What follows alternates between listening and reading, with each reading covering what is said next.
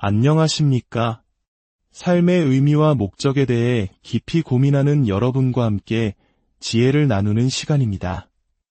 혹시 지금 내가 누구인지, 어디로 가야 할지 몰라 막막한 마음이 드시나요? 혹은 매일 반복되는 일상 속에서 나는 왜 사는가? 라는 근본적인 질문을 던져본 적이 있으신가요? 우리 모두는 인생이라는 여정 속에서 때때로 길을 잃고 방황하곤 합니다. 오늘 우리는 성경 속에서 이 깊은 질문에 대한 놀라운 해답의 실마리를 찾아보려 합니다. 바로 나는 누구인가라는 정체성의 선언과 나는 반드시 무엇을 해야 하는가라는 사명의 발견입니다. 이 귀한 말씀을 듣기 전에 잠시 시간을 내어주시겠어요? 이 메시지가 여러분의 마음에 울림을 준다면 구독과 좋아요를 통해 이 지혜의 여정에 동참해 주십시오. 여러분의 작은 행동이 어쩌면 지금 가장 위로가 필요한 누군가에게 하나님의 크신 은혜를 전하는 통로가 될 수 있습니다. 이 채널을 통해 하나님의 평강이 여러분 모두에게 함께하기를 소망합니다. 자, 이제 시작하겠습니다. 예수님께서는 어린 시절 성전에서 부모님에게 이렇게 말씀하셨습니다. 내가 내 아버지의 집에 있어야 할 줄을 알지 못하셨나이까? 다른 말로 하면 저는 반드시 아버지의 일을 해야만 합니다. 라는 뜻입니다. 우리는 보통 나의 일, 내 사업을 돌보는 데에는 아주 익숙합니다. 내 경력, 내 재산, 내 계획들 말이죠. 하지만 예수님은 내 아버지의 일을 가장 우선에 두셨습니다. 만약 우리가 이 비밀을 깨닫고 우리 삶에서 하나님의 일을 최우선으로 둔다면 하나님께서는 반드시 우리의 모든 일을 책임져 주신다는 놀라운 약속을 발견하게 될 것입니다. 이것이 바로 오늘 이야기의 출발점입니다. 나는 반드시 아버지의 일을 해야 한다.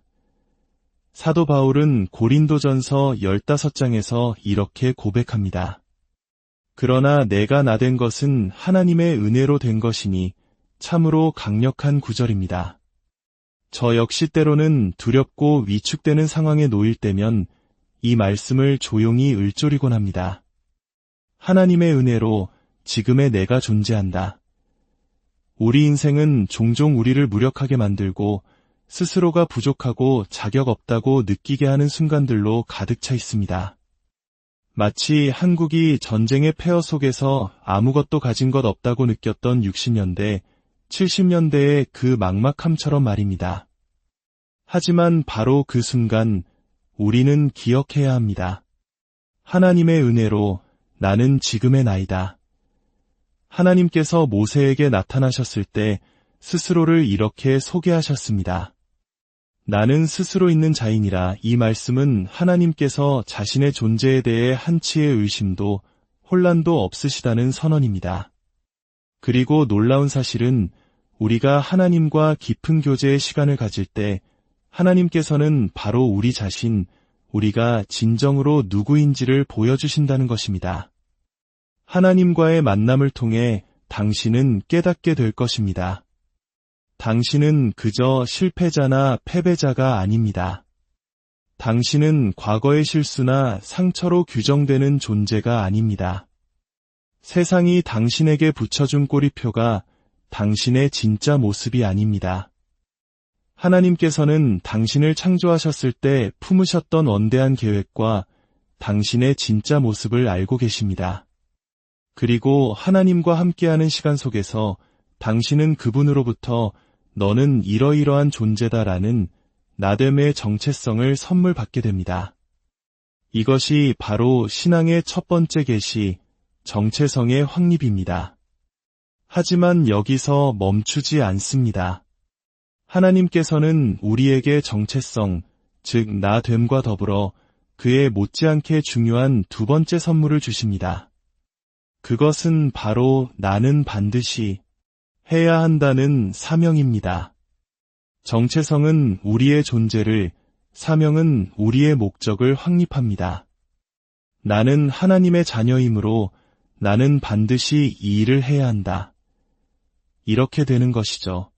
나는 그리스도 안에서 모든 것을 할 수 있으며 내가 약할 그때에 곧 강함이라는 말씀을 통해 나의 정체성을 하나님 안에서 발견했다면 이제 두 번째 단계로 나아가야 합니다.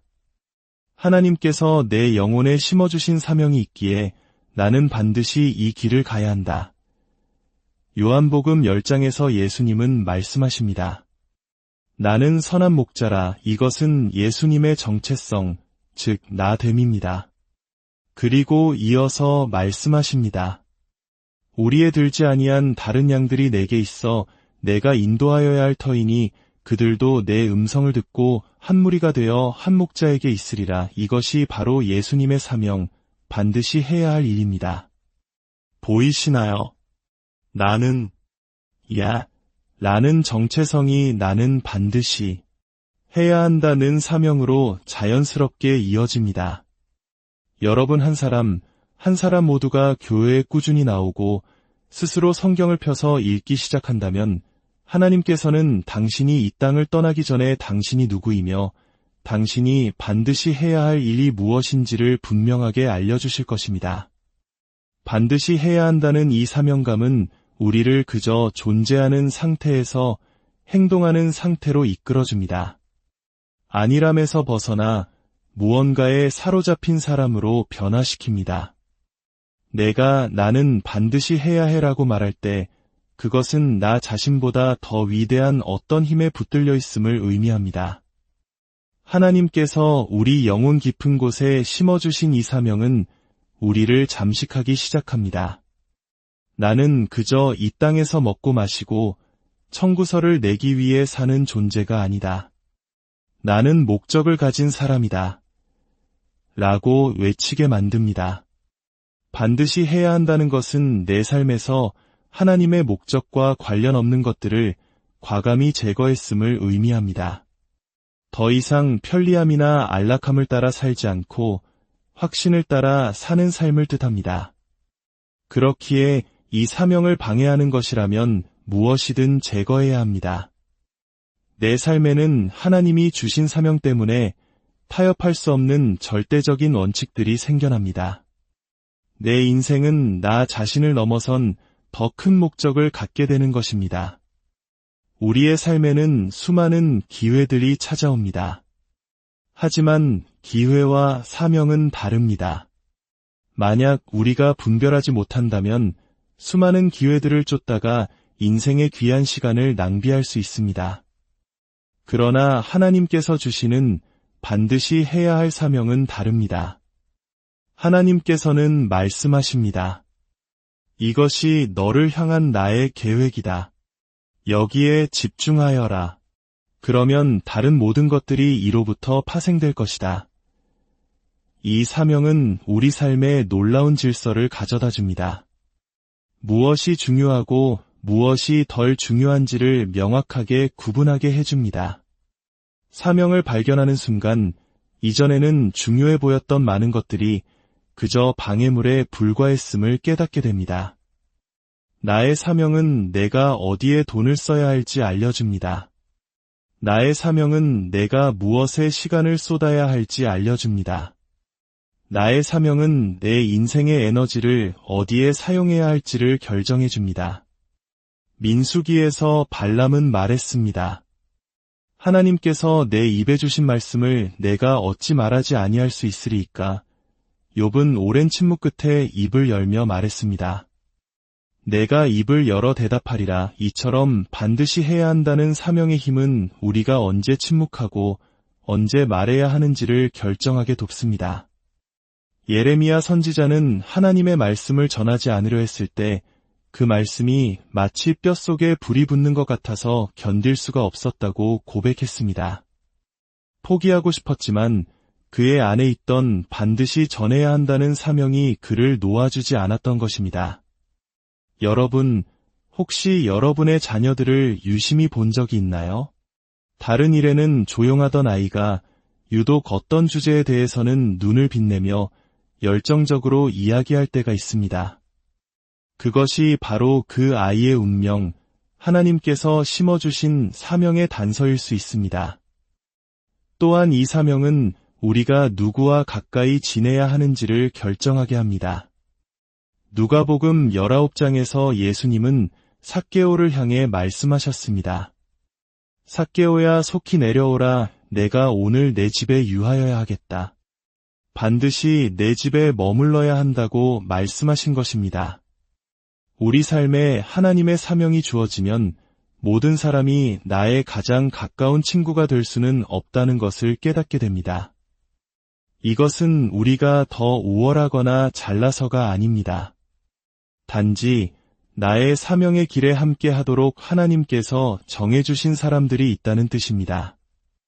나의 사명은 내가 가야 할 장소, 내가 어울려야 할 사람들, 그리고 내가 나눠야 할 대화의 주제들을 선택하게 돕습니다. 요한복음 4장에서 예수님은 제자들에게 예루살렘으로 가는 길에 내가 반드시 사마리아를 통과하여야 하겠다고 말씀하셨습니다. 제자들은 이해할 수 없었습니다. 왜 굳이 그곳으로 가십니까? 우리는 사마리아 사람들과 섞이지 않습니다. 그들은 우리와 다른 사람들입니다.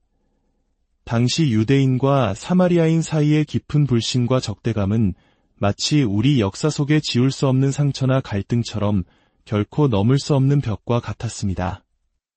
하지만 예수님께는 반드시 가야만 한다는 사명이 있었습니다. 왜일까요? 그곳에 길 잃은 한 영혼이 있었기 때문입니다. 5번이나 결혼했지만 진정한 만족을 얻지 못하고 6번째 남자와 불안한 동거를 하던 한 여인. 예수님은 바로 그 여인을 만나기 위해 사람들이 기피하는 그 땅으로 먼 길을 마다하지 않고 걸어가셨습니다. 하나님이신 그분께서 한 영혼을 향한 반드시 구원해야 한다는 사명에 이끌려 제자들의 불평과 배고픔도 뒤로 한 채 우물가에 앉아 그 여인을 기다리셨습니다. 저는 간절히 소망합니다. 이 말씀을 듣는 우리 모두에게 잃어버린 한 영혼을 향한 반드시의 사명이 생겨나기를 말입니다. 내 가족, 내 친구, 혹은 매일 마주치는 직장 동료 중에 아직 하나님을 알지 못하는 그 한 사람을 마음에 품고 기도하는 것입니다. 올해가 가기 전에 나는 반드시 저 사람에게 복음을 전해야 한다. 나는 반드시 저 사람을 예배의 자리로 인도해야 한다. 나는 반드시 저 사람의 구원을 위해 기도해야 한다. 사도행전에서 바울은 예루살렘으로 가려 했습니다. 그때 한 선지자가 와서 바울이 예루살렘에 가면 결박당하고 큰 고난을 겪을 것이라고 예언하며 그를 만류했습니다. 하지만 바울은 조금도 흔들리지 않고 이렇게 말했습니다. 나는 예루살렘에서 명절을 지켜야 하리니, 즉 하나님께서 나에게 가라고 하셨으니 나는 반드시 가야만 한다.